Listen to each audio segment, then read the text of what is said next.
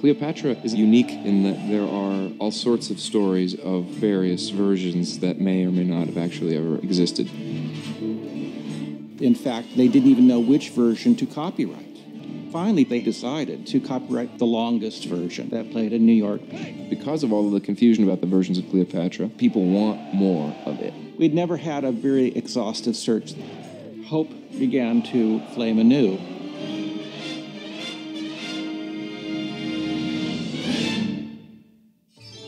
Mankiewicz said that it was conceived in panic, shot in confusion, and wound up in blind chaos. The first assembly was an 8-hour work print, which existed only in black and white. Mankiewicz got essentially massively carried away. He fell in love with the characters, and it got longer and longer. And he fell in love with this footage. Have you strong feelings about beards? I had one in my youth. That was later cut in a color work print to 5 hours, 15 minutes. You will kneel. It was a fairly complete assembly of what Mankiewicz wanted to do without the necessary flourishes. He showed this version of the movie to Daryl Zanuck in Paris in October of 1962. We can't tell from the files precisely what was shown to Daryl Zanuck. Zanuck knew that he couldn't have a 5.5-hour film playing in a theater. The print was taken away from Mankiewicz and he was fired. Because of these legendary stories about these longer versions, apocryphal versions, actually, the actual running time of the movie has long been in question. Cleopatra actually exists in 3 different versions. The film premiered in New York on June 12, 1963, and it ran for 4 hours and 6 minutes.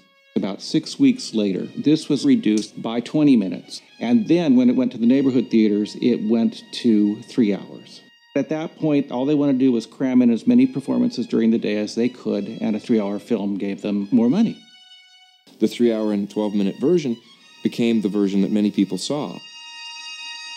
It's half of what was intended to be seen in this film. For instance, in the first half, there are sequences where Cleopatra practices fire divination. She can actually look into a sacred fire and see visions of what's going to happen in the future. That is mysteriously dispensed with in the second half. That doesn't mean it wasn't filmed. There's a long sequence before the Battle of Actium where the gods actually desert Cleopatra, laugh at her. The fires will not burn. This would have brought a legitimate end to staring into the fire and seeing the future, but it's missing. The business was changing, and the studio was teetering on the edge of a whole new way of doing things. So only one person was put in charge of archiving the elements, and that was Dorothy Spencer, the editor of Tidal. And she was the only one who was in charge of all of the things that normally attend the post-production of a 70-millimeter film. In the early 60s, a large format film like Cleopatra, all of the material that's not in the cut negative would be considered B negative or outtakes. All of that material would have been boxed up and sent away to storage on the off chance that the studio would want to go back to recut it or use stock footage in other productions. No preservation would have been done. It would have just been saved.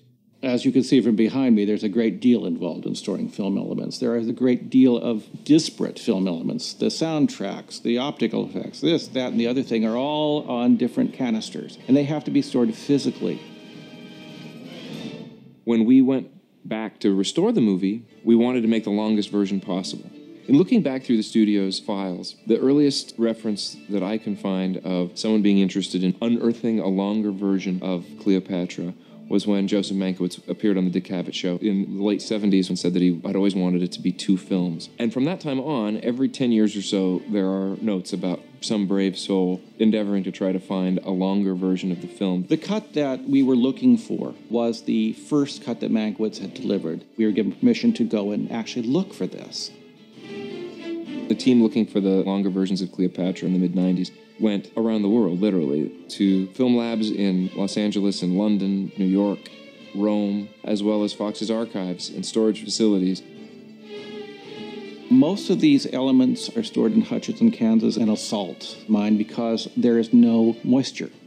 And we thought that there would be a great deal of footage there. There was always a rumor that that's where they'd put these cut elements. We found elements that we never expected to find. Lots of B-roll, but nothing from the A-roll. Nothing from those scenes that were missing from Mankiewicz's cut. Dorothy Spencer very adamantly said, these elements all came to Hollywood. and were stored in deluxe general laboratories.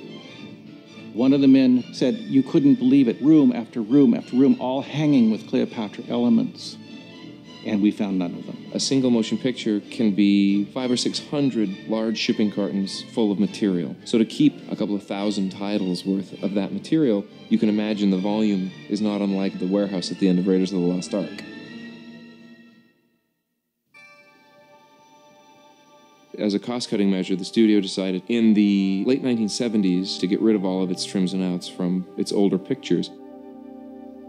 So all of the trims and outs from 1978 back were destroyed. There wasn't yet the idea of alternate versions for DVD or Blu-ray.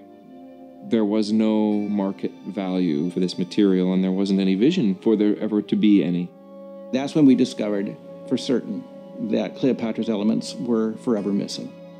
I remember being shell-shocked. Like, how could they do this? All the conversations I had with Joe Mankiewicz, everyone believed that the elements were there, that they wouldn't get rid of them. After all, this was the most expensive film ever made. How could they just throw it away?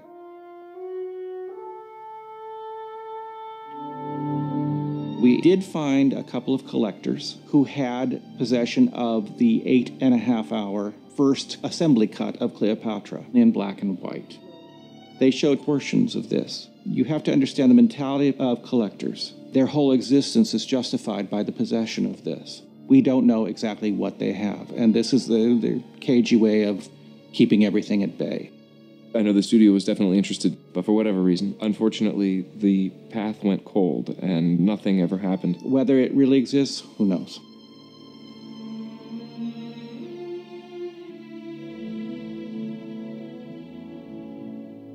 I think that it speaks to the reputation of the movie that people want more of it. You grow more beautiful each time I see you. Personally, I've made peace with the fact that it's gone. I fell in love with the 4-hour and 6-minute version. I saw that when I was 12 years old, and I thought, hot damn, this is a great movie. Hail! Antony's Legion! The version of Cleopatra that's presented on the Blu-ray is the original New York premiere length.